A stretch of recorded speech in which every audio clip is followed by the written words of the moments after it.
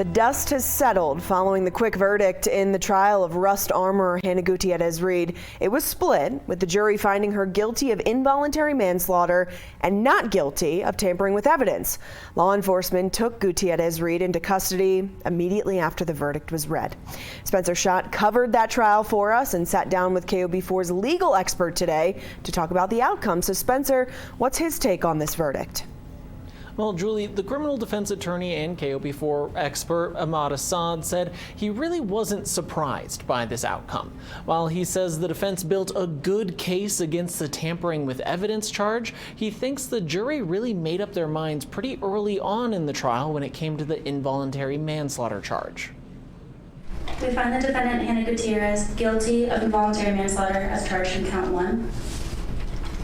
We find the defendant, Hannah Gutierrez, not guilty of tampering with evidence. It only took the jury about 2.5 hours to come up with a verdict for former armorer of Rust, Hannah Gutierrez-Reed, after they heard closing arguments from both the state and the defense. KOB4's legal expert Ahmad Assad said he believes that's a sign the jury heard something in the courtroom that convinced all of them. They couldn't get over this notion that she was the weapons specialist, and no matter how chaotic the scene was, it didn't take much for her to be more safe and adhere to the protocol that she needed to adhere to. While the verdict didn't surprise Assad, the fact that the judge took her into custody afterwards did. The judge said, there's a death here, and there was a conviction, and therefore I'm going to remand you. The court wanted to make a statement, and I think it makes this thing very real.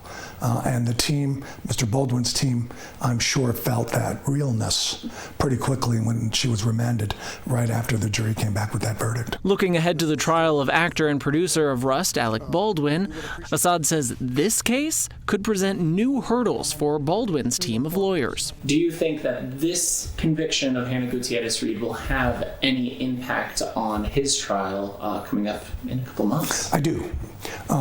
Some of it good, some of it bad.